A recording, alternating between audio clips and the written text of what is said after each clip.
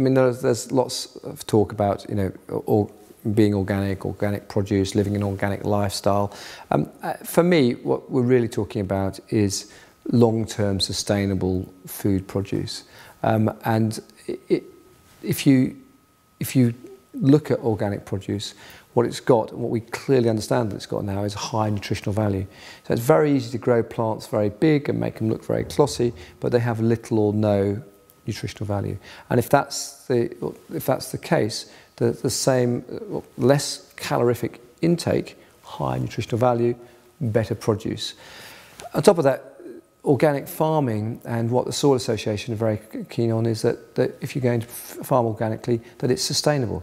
So there's no point in having unsustainable farming techniques and completely dependent on external fertilizers and growth enhancers and antibiotics and growth hormones and all this sort of stuff, which is not good for the environment, not good for us. These things, you know, come up the food chain as well. So I think there's a clear understanding that growing foods in that sort of aggressive, intensively farmed way causes an increased amount of infection, increased amount of antibiotic use. There's a whole group of sequelae that are associated with non-organic farming. And when you move to becoming organic, actually it all becomes sustainable. That's good for the farmer, it's good for the local community, it's good for the wildlife.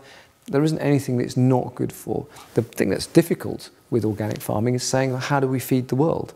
Because part of the drive for non-organic farming, for not doing normal crop rotations and all those things that historically we used to do, is that you can get a greater yield from your land by farming in a non-organic way. And there's a drive to do that both commercially, there's a drive to do that both economically, to feed a larger numbers of population.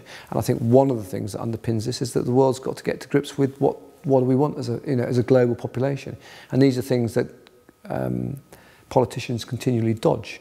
They're not interested, or they don't like to think about, well, you know, how many children should a family have? You know, we've heard this stuff from China, and people think, oh, thank God we don't have to think about it over here.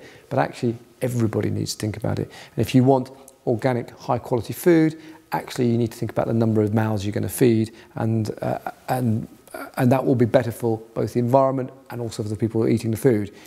If half the world's left starving, that's then a problem. So, and this is where the dichotomy, this is why it's a complex set of arguments. But for me, organic means sustainable. It means that you don't have to add in lots of additional fertilizers. You don't have to, because you farm and you crop rotate and animal rotate in a normal way, that your welfare for your animals needs less in the way of external intervention. So we need less antibiotics. We don't, you know, enhance the growth by using growth hormone for our cattle, for example.